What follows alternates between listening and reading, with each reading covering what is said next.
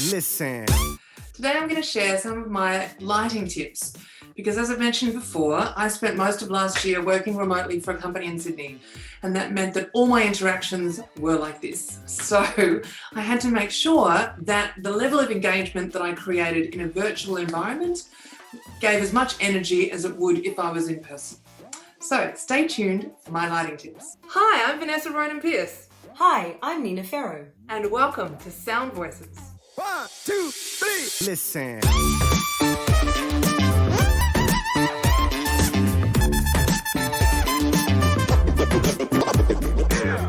I'm glad to say that many of the people that I met with last year virtually commented on the fact that they could see me and that the setup was really good. So I'm very grateful for that. I couldn't always say the same about the person I was talking to on the other end, because a lot of people weren't doing this full time. They were just doing it on the fly and were still going into the office. We were fortunate here in New Zealand and Australia to be able to do that. However, there's still many places around the world where you have to be working remotely. So I'm here to give you my tips and tricks on the best way and the easiest and cheapest way to set up great lighting from home. To talk about setting up a lighting setup at home can be a little intimidating if it's not something you've ever considered before or needed to consider before, particularly when it's not really part of your day job. Your day job is to do the job that you've been employed to do.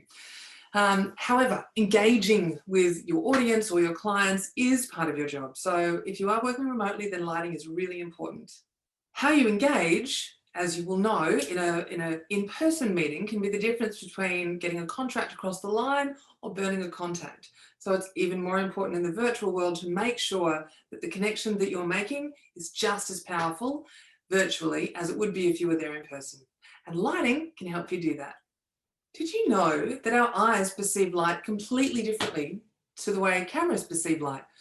And in fact, cameras need way more light than our eyes need. And so that's why we need to have artificial lighting around us to make sure that we're seen on camera. Additionally, the light needs to come from the right direction. So you want to make sure there aren't too many shadows or the wrong kind of lighting. You want to make sure that you're looking as natural as possible when you're talking on camera in a virtual meeting. The great news that I can share with you today is you don't need to be a professional lighting expert to create a very simple lighting setup at home.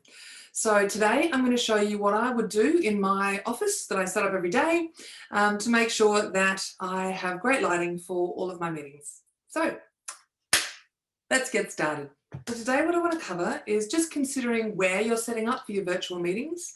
I have this permanent setup, which is my office at home, but I also sometimes take meetings in my kitchen or living area where there's lots of natural light. So just consider how much natural light there is, because that's really important. So consider the location, and then, as I mentioned, consider the natural light sources, so where the natural light is coming from, and then what additional artificial light you need to make sure that you have even lighting across your face to help with the engagement as you're having your discussion or meeting.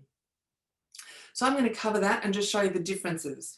So at the moment I've got I have a ring light, which I'm using in a slightly different way than I normally would. I'm going to switch cameras just to show you what that looks like. So normally when I'm working in my office, I actually don't use my ring light, but today I'm filming a little bit later than I normally would, and the natural light is getting a bit dark.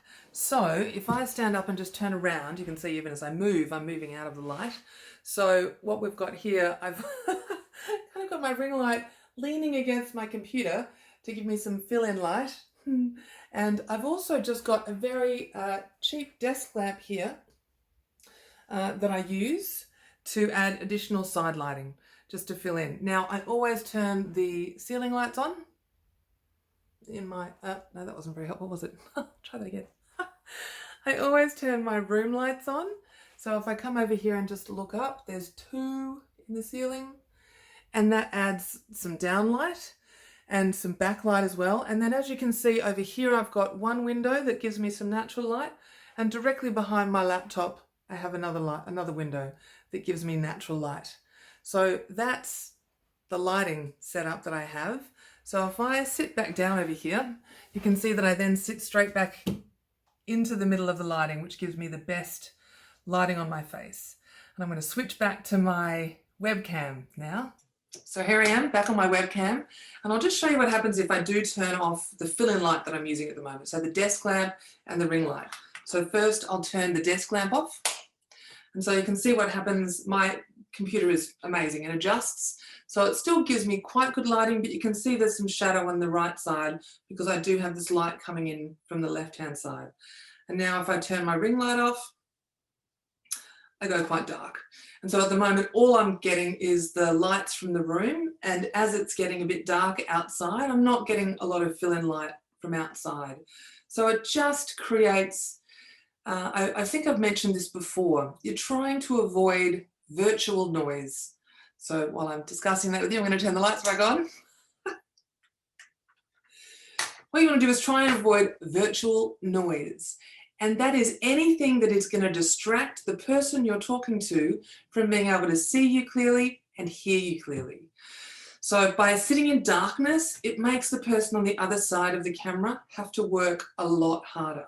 So what your job is to make the engagement and the interaction with your virtual audience as easy as possible. And the simple steps for that are find some natural lighting within your space, office, home. If you're in a cafe, preferably not because that's going to be noisy. That's audio noise, which we talked about previously. And just make sure that you're filling in the light and making yourself look as bright as possible, because this creates energy on camera. And as much energy as you bring, you need to bring more when you're on camera virtually, because there's not that physical connection that you have when you meet someone in person, and you have an automatic energy exchange because your energies connect when you're in person, and they don't as much on camera. So you've got to work that much harder. So that's it. That's simple. As I said, I have got my ring light on today. I don't normally use that when I'm talking on my webcam because I normally have enough daylight. So it is something you can think about buying if you're going to be doing video work or video conferencing regularly from home. It's a good little tool to have because then you can actually just set your phone up. I'll just show you here. There's a little gadget that you stick in the middle of your ring light that can take your camera, your phone, and then you can have a video conference straight through the ring light. And as I said, a ceiling light, a desk lamp, and natural light. And that's all you need. People will talk about three-thing lighting, three-directional lighting, backlighting. Just make sure they can see your face. Keep it simple. I hope this has helped, and please stay tuned. Next week, or in the next few weeks, Nina will be doing a video next week. In the next few weeks, I'm going to put a video together about the power of our language, the power of the language that we use, particularly when talking to ourselves.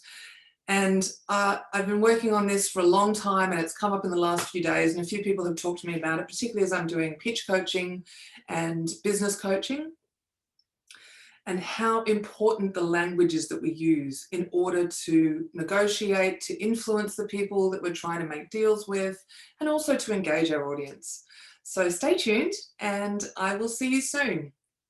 Please, as usual, I ask you to subscribe to our channel, share with your friends, sign up to our Facebook group and join our community, and also sign up on our website so that you can stay tuned as we are building content, and we're going to be providing some really in-depth training courses on performance and presentation skills. Thanks, I'll see you soon. Please like this video, subscribe to our channel, and share with your friends. And if you haven't already, please watch my 2 videos on my 6 top tips for effective body language, and Nina's video on 2 tips that will change your voice and change your life.